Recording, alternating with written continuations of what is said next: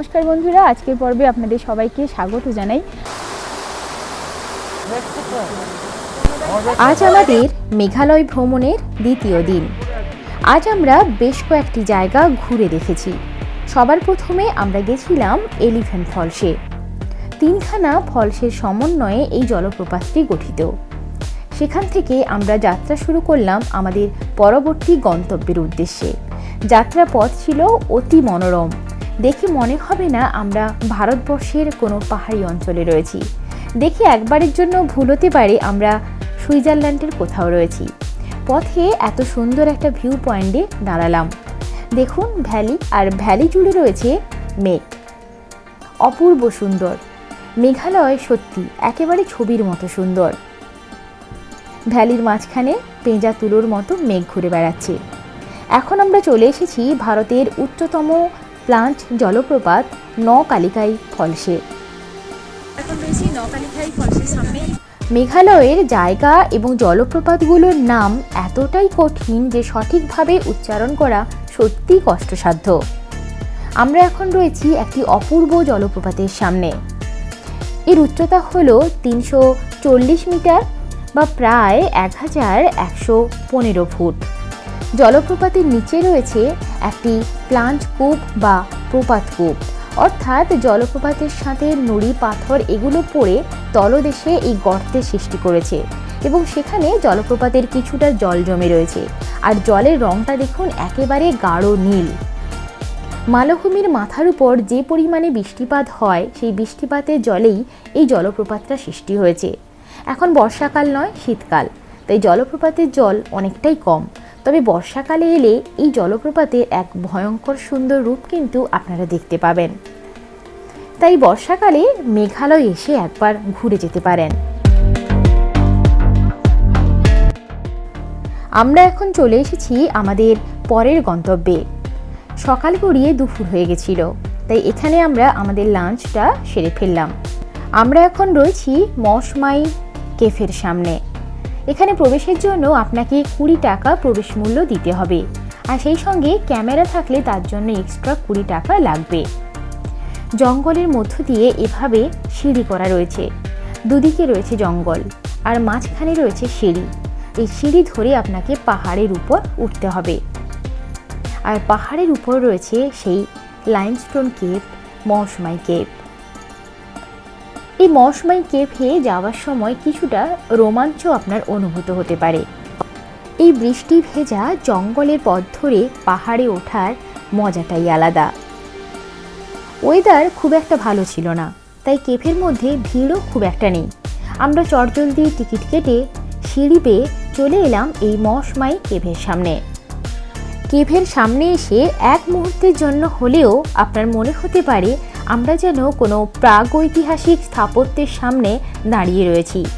ছোটবেলার বইয়ের পাতায় পড়া সেই গুহা মানবদের সময়ে আমরা যেন এসে পড়েছি। চারপাশের জঙ্গলটা দেখুন, একেবারে ঘন সবুজ এবং গভীর জঙ্গল। এই গুহার মধ্যে একটি ছোট জলধারা বা নদী রয়েছে বলা চলে, এবং সমগ্র এই গুহাটি কিন্তু লাইমস্টোন কেভ। গুহার মধ্যে জলের ক্ষয়কার্যের ফলে চুনাপাথরের বিভিন্ন ভূমিরূপ লক্ষ্য করা যাচ্ছে।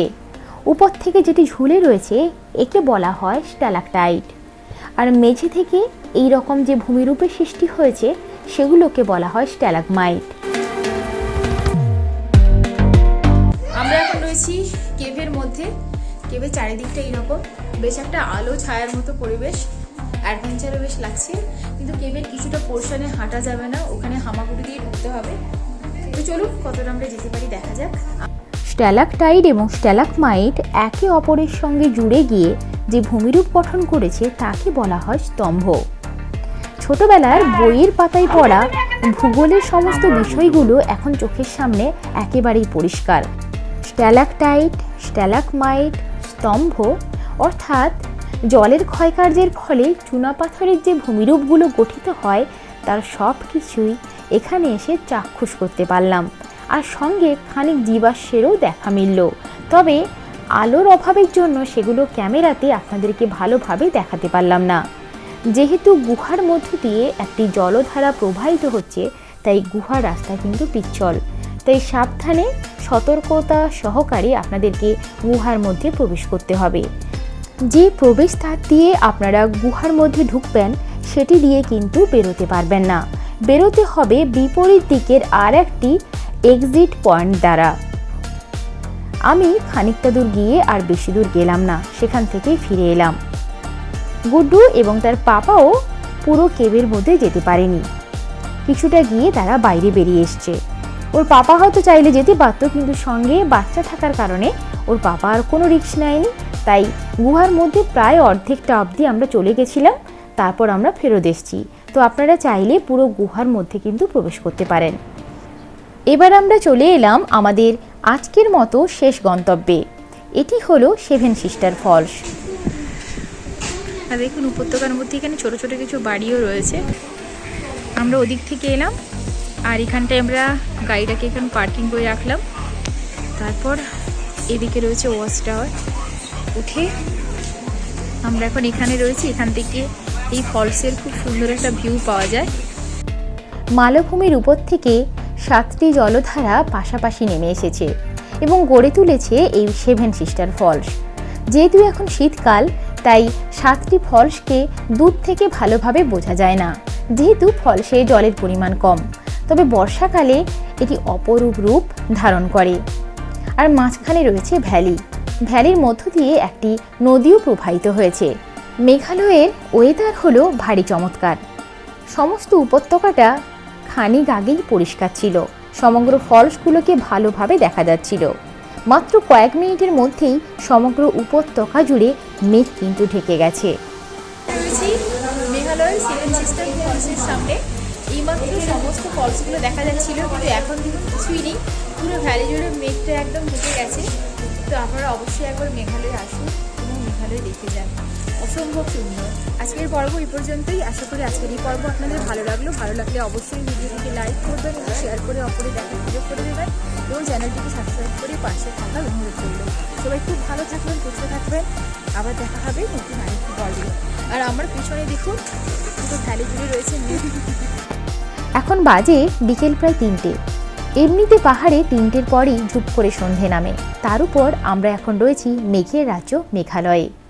তাই আমাদের সঙ্গে সঙ্গী হয়েছে মেঘ। আজকের মতো টাটা, দেখা হবে পরের পর্বে।